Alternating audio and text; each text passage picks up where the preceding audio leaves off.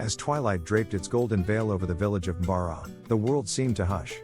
Perched on the edge of forgotten highlands in Central Africa, Mbara stood alone, untouched by roads, unbothered by time.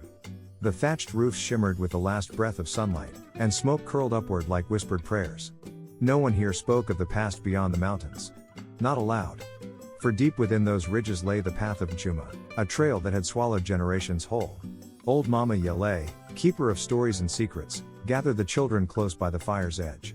Her voice was low, almost lost in the crackling of the flames. Long before your mothers' mothers were born, she began, there was a time when people walked the path of Nchuma to find answers. And never returned. Her words fell heavy, not like fairy tales, but like truths too sharp for young hearts. Still, the children listened, bewitched by the fear in their elders' silence. In the chieftain's hut, hidden behind ceremonial spears and dusted history, hung an old map etched into buffalo hide. The village lorekeeper, Mutu, once traced its lines with trembling fingers. The red X on the map was never named in public, only whispered as Nchuma's breath, a place where winds never blew and no bird sang. According to the map, it sat beyond the cliffs, past the forest no one dared to enter. Those who sought it, the lost ones, were said to have vanished into the stones. Asha was not like the other girls of Mbara. Her father had walked the path of Nchuma when she was only 6, and never returned. Now 16, her grief had hardened into resolve. Clutching the locket he left behind, she stared into the forest's trembling leaves. They said no one returned from that path. Asha had never believed that. She didn't want vengeance. She wanted truth. And truth always lived beyond fear. That night, under a moon veiled by restless clouds, Asha slipped from her hut. She carried only what mattered, her father's locket, dried plant roots for protection, a torch, and her grandmother's knife. The air near the forest pulsed with silence, thick and watching. Behind her, the village slept. Ahead, the unknown breathed. One step became 2. And the earth did not protest, not yet.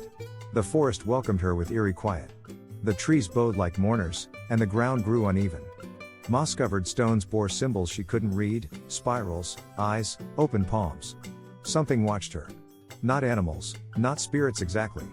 Something in between. But Asha did not flinch.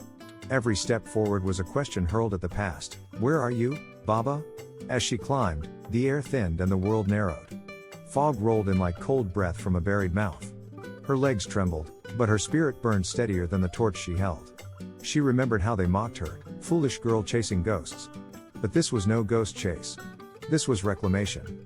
She would climb till her knees bled if it meant hearing her father's voice again.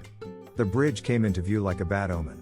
Its timbers wept with age, and vines clung to it like warnings.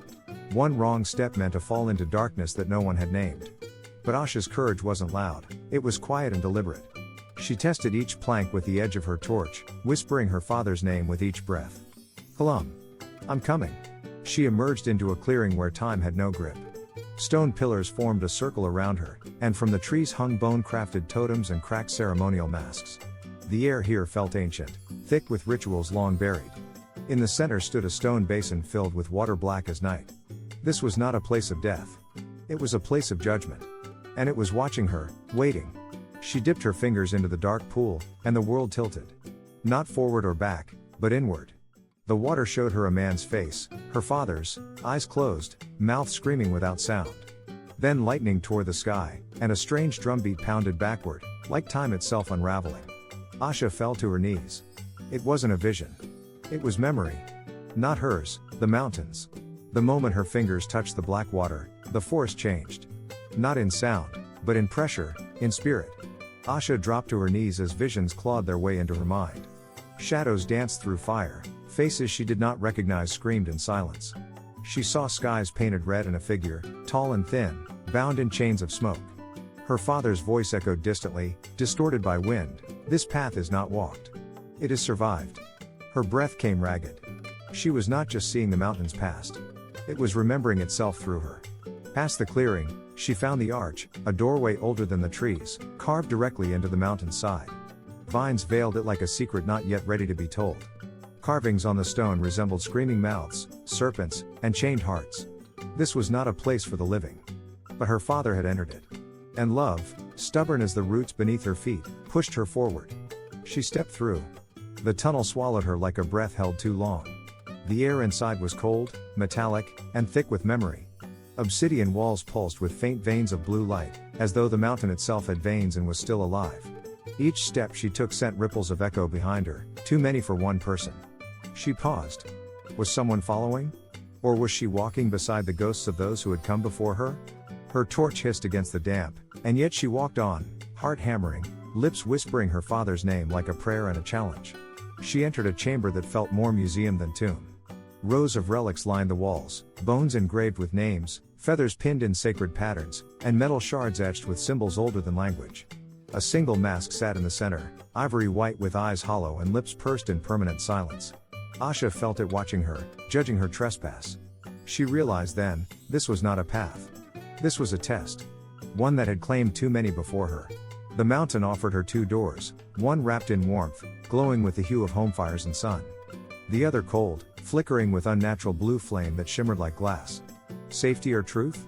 Comfort or consequence? Asha closed her eyes. Her father would not have chosen warmth. Neither would she. She turned toward the cold, toward the sharp light of painful knowing, and stepped through. This hallway did not behave like the others. The walls pulsed, as though the mountain had a heartbeat. Shadows twisted without light.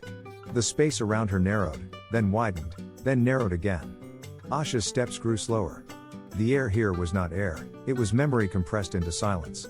Every inch forward felt like climbing through someone else's nightmare. But she pressed on, whispering the words, Baba. Baba.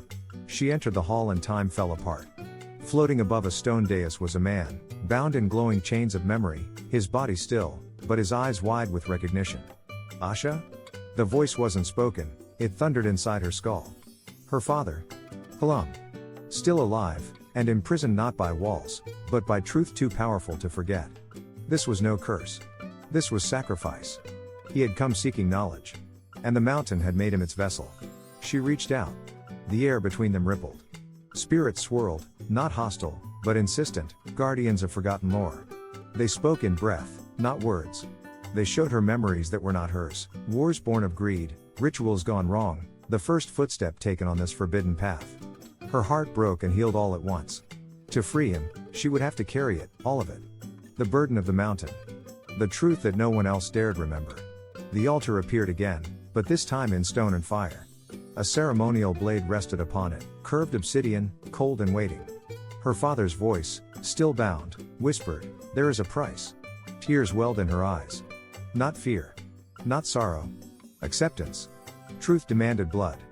But not death, remembrance. She gripped the blade and pressed it to her palm. The moment her blood touched the stone, the chamber screamed. The moment was thunder. Light burst from the altar, raw and unfiltered, sweeping through the hall in waves. The chains that held her father cracked, hissed, and dissolved into ash. He fell, not in pain, but like a man waking from too long a dream. Asha caught him before he hit the ground. For the first time in 10 years, he wept. And the mountain, the great, wounded witness, fell silent. They walked slowly, not from exhaustion, but reverence. The tunnel that had swallowed so many now opened like a door to dawn. The sun rose above the ridges, painting the forest gold. Birds dared to sing again. The mountain had released them, not because they were strong, but because they remembered. Truth is not meant to be buried. It is meant to be carried. The village stirred with disbelief. First one, then another villager stepped out from their huts. Murmurs rose, hushed by awe. Asha, the girl who defied the unspeakable, had returned. And beside her, Kalam, gaunt but alive, eyes full of thunder and sorrow. They brought no gold, no spoils, only story. And in Mbara, story was the only true treasure. Mama Yele stood in the doorway, shawl drawn close, a smile curling around ancient lips. She had known, of course. Not the details, but the rhythm. The mountain takes. And sometimes, it gives back. Asha had crossed into the mouth of forgetting, and returned not broken, but whole. The path beyond Chuma had found its memory again. Through her, a new symbol joined the old ones on the village totem. A mountain, yes, but at its center, a heart. Not a warning, but a reminder. Asha's hands moved with care, her fingers still marked with the price of remembrance. She had not returned unchanged. She was now both daughter and keeper. The silence of Nchuma would remain, but never again out of fear. In time, the tale became hers to tell. Asha sat where Mama Yele once had, children wide-eyed around the flame. Her father's hand rested on her shoulder. The path beyond Chuma is real, she said, voice firm and soft. It is not just stone and fog. It is choice. It is memory. And if one day, you must walk it, do not go in search of answers. Go in search of truth. The fire crackled. The mountain listened.